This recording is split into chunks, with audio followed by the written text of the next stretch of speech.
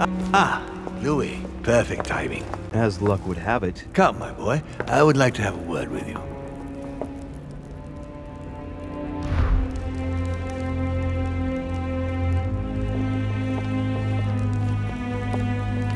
Come closer, please. It's time we had a little chat. What's wrong, my lord? Tell me, what's with all the bodyguards? Louis, it's time you found out the truth. I've been observing you since you arrived. I see you running all over the grounds in search of Sarah. I would like to prevent her from leading you even further down the wrong road. The wrong road? Louis, Sarah has made her own choices of her own free will, and I would like for you to have the same chance. You see, Sarah and I have known each other for a very long time, Louis. I am aware of her theory. About me, about Gregory, about the demons. She's right. Look at me. I have inhabited this body since 1191. For the last 602 years, I have been this dear William Mortimer. You've been Mortimer for 600 years? How long have the demons been among mankind? Oh, I don't think I'd be lying if I said that we have always been here. If I follow you, you must have witnessed some of the greatest moments in history. You could certainly say that, yes. You seem to be fascinated by Christ. You weren't him, were you? Oh, no, not at all. He was my father, though. Strange as it seems. I beg your pardon? Am I dreaming? Ugh, please tell me I'm dreaming. We should have the chance to talk about all that again later, but yes, he was my father. All the mythology surrounding Jesus of Nazareth really stems from my father's prideful need to show himself among men. Did you know ancient Greece? In many ways, yes. One day Pericles, the next Parmenides. Just the memory of the time I spent working on acoustics with Pythagoras, well, it moves me quite deeply, to tell the truth. Pericles. He's the one who brought Athens to its golden age, isn't he? In a way, yes. He established democracy and then died during an epidemic. It wasn't so long after his two sons passed away. Isn't that right? Excuse me, Louis. I would rather not relive any more of that, if you don't mind. Did you know ancient Egypt? Oh, yes. We were gods on earth in those days. What did men call you then? Amenhotep IV. The 10th pharaoh of the 18th dynasty? Ooh, I see you're a connoisseur, Louis. Impressive. Did you experience ancient Rome? Oh, yes. Luxury and decadence, Louis. My family did indeed reign supreme, but from this period I retain only the works of my friend, Marcus Vitruvius Pollio. I've noticed that you have a passion for the Crusades. Among other things, yes. Mainly the third. It was during the siege of St. Joan of Arc that I took possession of Lord Mortimer. And you've never changed skins or bodies since? I have used other envelopes, but only to carry out very short tasks. Apart from that, indeed I have been able to retain the identity of William Alexander Mortimer throughout the centuries. You're the devil incarnate. The devil? I'm not saying that all Judeo-Christian folklore hasn't served us, but the truth is, of course, something quite different. Please, don't look at us through the primitive prism of religions. I am not hiding any horns or goat's feet, Louis. I have no tail. Why do you bring up folklore? You mean that you've taken advantage of people's beliefs? No, not exactly. I mean that we in fact created them from scratch. It is amazing to see how mankind has such a strong need to believe in something superior to itself. It was very instructive for what was to come. And you truly have the power to manipulate the thoughts of men. That's right. Every demon has the capacity to infiltrate the minds of men and to read and steer their thoughts. Can you tell me more about your capacities, your supernatural powers? Supernatural? From my point of view, they are perfectly natural. Well, Louis, just because the monkey does not fly doesn't mean that we should consider the bird a supernatural creature.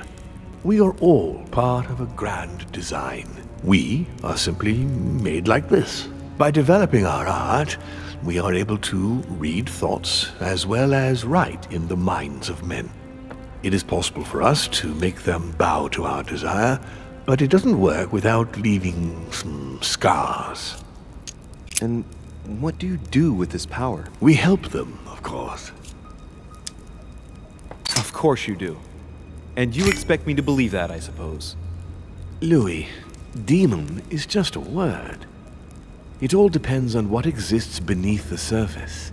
I understand that this isn't easy. The culture of men is centered on the fact that demons are responsible for all the evils on Earth. But if it's the same in every single culture, then maybe there might be something to it, don't you think? Certainly there is something to it. Control.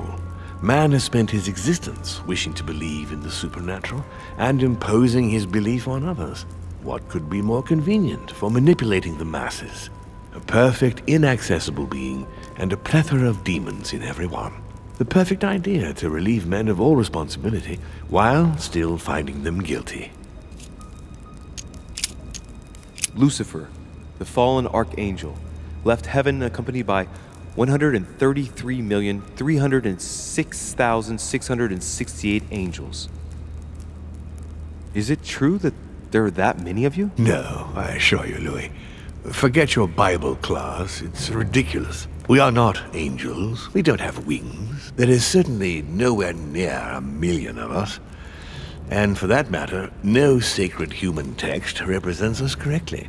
There are several families, and the family to which I belong has 8 siblings, including Gregory and myself. Sir Gregory is your brother? Yes, what can I say? You can't choose your family. But it is very difficult to know exactly how many of us there are because a large number of our kind remain hidden or never reveal themselves even to us. What are the demons' projects for humanity? Our aim has long since been to protect humanity from itself. On the other hand, although we give them the impulse to succeed, we don't all agree as to the path they take to achieve it. But why me? Why do I tell you about the greatest secret ever revealed to man? That's right. I'm coming to that, don't worry.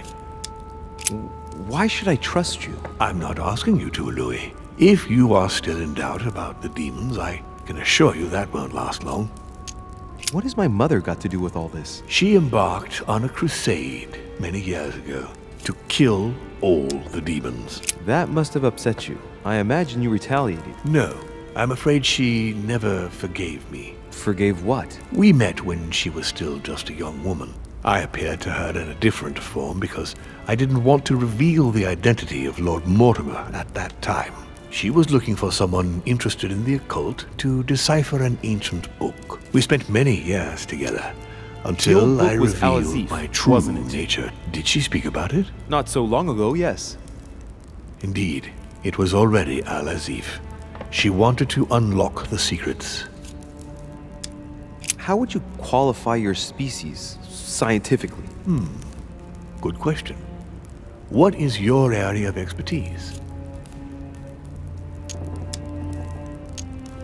I would say biology. So, I would class demons along with parasites. The comparison's not very flattering. You live inside a host and you feed on that host. Do you not? A large number of parasites are essential to the survival of their bearer, you know. We do indeed choose a host. We enter inside them, and we evolve with them.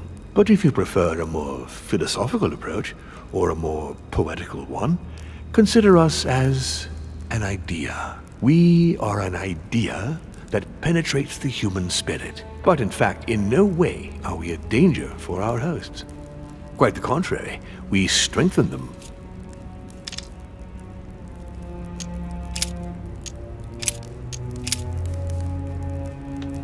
Continue. Louis, It's time you opened your eyes. Come, you'll soon see. After you.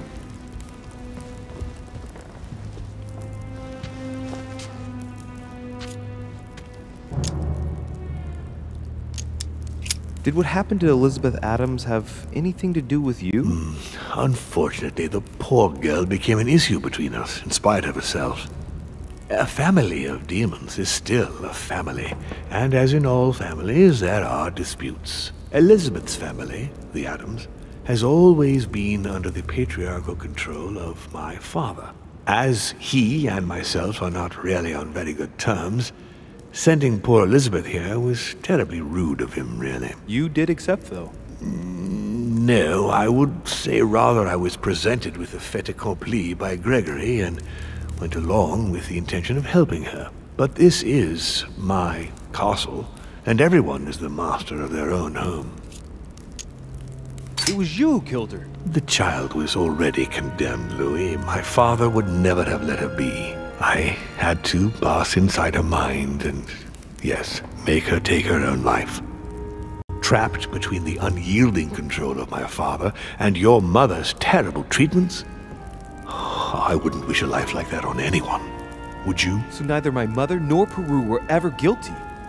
You just gave me the runaround with that whole investigation. Now don't take it the wrong way. I was obliged to keep up appearances so that Gregory wouldn't suspect me. And it enabled me to size you up, Louis. If you could manipulate us mentally, what's the point of all the theatrics of the conference? You must suspect that we asked ourselves that very same question. For many centuries, we didn't organize any conferences, and most of the time, it ended in civil war between demons. Many of us were killed during this period. The idea of organizing conferences was the answer to everything. The interest being to erect some rules among ourselves. Our family first divided up all the principal countries of the world. Now, whenever one of us wanted to propose a major change between these countries, they summon the demon in question and initiate a conference. The demon that initiates the proposition doesn't have to give notification of the subject of the conference beforehand. Consequently, we participate along with our best assets. Once the humans are brought together, the conference begins, but we are forbidden to use our talents to influence the participants. The first meeting is held in order to expose the subject to all the participants, followed by several days of reflection, during which we are allowed to be persuasive but not to impose our will. A second meeting closes the conference with a final vote. So, for you it's a game, isn't it? I understand your remark, but after living several centuries, you stand back and enjoy what reflection and pleasure you can. But how do you agree on global policy? Locally, we often have competing interests, and sometimes we start wars between men which are linked to our disagreements. Most of the time, our father steps in and gives directives, which my family follow to the letter. Indeed, in my opinion, it is high time we moved on. What do you mean? I mean that a new era must begin. The old monarchic regimes are outdated, and it's time to evolve. So, von Borchert, he was looking for the Al-Azif for you. Exactly. Al-Azif has always belonged to my family, Louis. And with good reason. My father wrote much of it. Can you tell me what you've done with... What, you mean the Al-Azif? No, I already know that. Sarah came here with it and got rid of it. I was thinking of von Borchert. He isn't essential, but he is a trusted person. He's a prisoner at our headquarters in Paris. All right. I hope I've answered all your questions, Louis. Come, I've something to show you.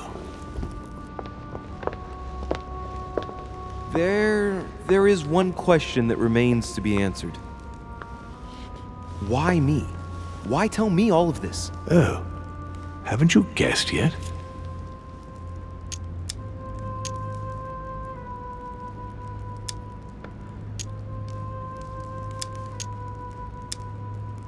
I mean, it's obvious you want me on your side. That doesn't explain why you're telling me all these truths. Louis, this conference is indeed of capital importance to me. And yes, I want you on my side. But that's not the main reason that compels me to confide in you. What is it then? Look, we are of the gods, Louis. Always have been. You, as much as me. You are one of us, Louis. You too are a demon. Are you serious? You know it. Deep down inside, you know I am telling you the truth. Where do you think that natural, charismatic presence comes from? Your talent must already have manifested itself somehow. Have you ever had any visions? No. Stop it. It's absurd. Have you never found yourself suddenly inside someone else's body without knowing why? No. Whilst asleep, maybe? That's how it often happens the first time. Your spirit wanders unconsciously. My mother can't have lied to me about that. It's true. Your real mother would never have lied to you. What do you mean? Louis, I would rather you found this out from her own lips, but it's important that you know. Sarah is not your mother. What? I'm sorry you had to find out this way, Louis. But you must know the truth before you commit an irreparable act. No, no, it's not possible. You are my son. Liar!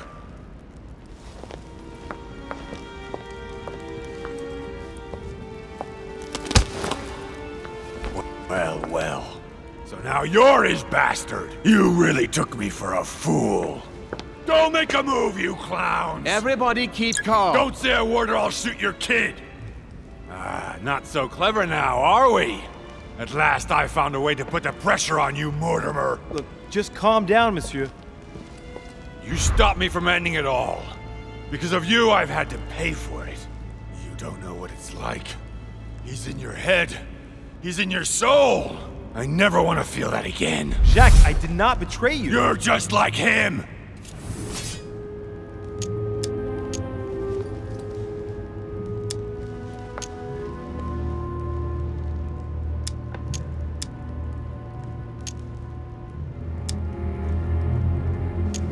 Monsieur Péru, I don't even know what this is all about. It's quite simple. You're like them. If that's enough to make me unforgivably evil, then I'd prefer you shoot. But I don't feel as if I've changed. I'm still the same man I was an hour ago. They will corrupt you. It's inevitable. And I won't be able to resist, like you are now. Well... Give me the benefit of the doubt.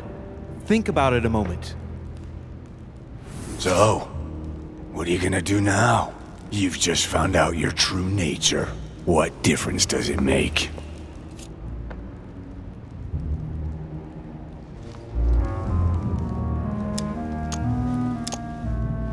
Wait, Jack! If it weren't for me, you'd be dead by now. You've seen who I am, and this so-called revelation makes no difference. I'm not a slave to my birth, and I refuse to pretend to be a victim. I am Louis de Richet. Do you really believe you've got enough strength to resist him? I am who I am. Only our actions truly define us. And you can threaten me all you want. It won't make any difference. Don't change, Louis. You're strong. I wasn't able to make it. You're just like him. You are already. You can't see it, or you don't want to see it, but it's already too late.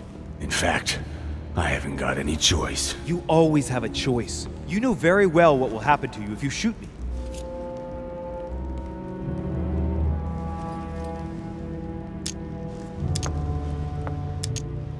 You're going to be held accountable, and you will lose everything, starting with your freedom, and then your head. I told you, I don't care. Not about yourself, maybe, but what about your daughter? It wouldn't be the same for her, would it? Shut up! Shut up! She will be alone, in a world that you know is hostile. What will become of her? That's true, but... Don't abandon her. Not a second time. It's your last chance, my friend.